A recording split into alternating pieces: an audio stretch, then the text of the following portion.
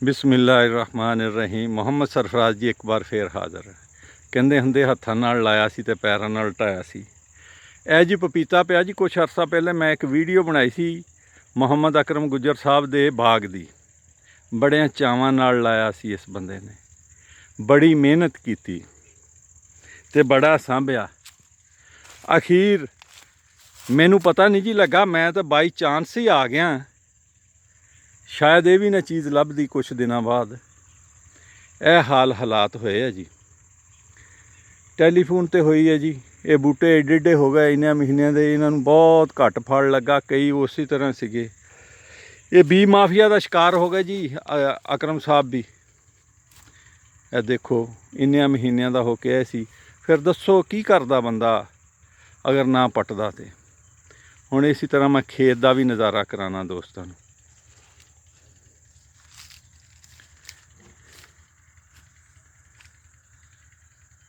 ਇਹ ਖੇਤ ਹੈ ਜੀ, ਜਿਹਦੇ ਵਿੱਚ ਘਾਹ ਨਹੀਂ ਸੀ ਹੋਣ ਦਿੰਦਾ। ਫਿਰ ਵੱਧਦੇ ਇੰਨਾ ਹੋ ਗਿਆ ਬੰਦਾ, ਦੇਖੋ ਫਿਰ ਹਰ ਸ਼ੈ ਹੀ ਛੱਡ ਗਿਆ।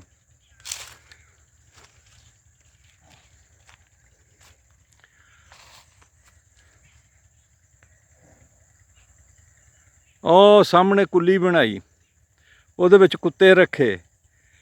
ਰੋਜ਼ ਕੋਈ 4-5 ਰਨ ਪਕਾ ਕੇ ਉਹਨਾਂ ਕੁੱਤਿਆਂ ਨੂੰ ਇੱਥੇ ਪਾਉਣਾ। ਸੇਹ ਤੋਂ ਸਪਰੇਆਂ ਕੀਤੀਆਂ, ਗੋਡੀਆਂ ਕੀਤੀਆਂ ਤੇ ਪਤਾ ਨਹੀਂ ਕੀ ਕੀ ਕੀਤਾ। ਅਖੀਰ ਹੈ ਕਾਸ਼ਤਕਾਰ ਦਾ। ਤੇ ਫਿਰ ਸਾਨੂੰ ਕਹਿੰਦੇ ਆ ਬੋਲਦੇ ਕਿਉਂ ਆ। ਇਹ ਜਿਹੜਾ ਮਾਫੀਆ ਆ ਉਹਨਾਂ ਅੱਗੇ ਦਰਖਾਸਤ ਆ, ਕਹਿੰਦੇ ਹੁੰਦੇ ਆ ਲਾਗੀਆਂ ਲਾਗ ਲੈਣਾ ਭਾਵੇਂ ਜਾਂਦੀ ਰੰਡੀ ਹੋ ਜਾਏ। ਇਹ ਰੰਡੀਆਂ ਨਾ ਕਰੋ। ਇੱਕ ਖੇਤ ਤੋਂ ਬਾਅਦ ਅਗਲੇ ਖੇਤ 'ਤੇ ਨਜ਼ਰ ਨਾ ਰੱਖੋ।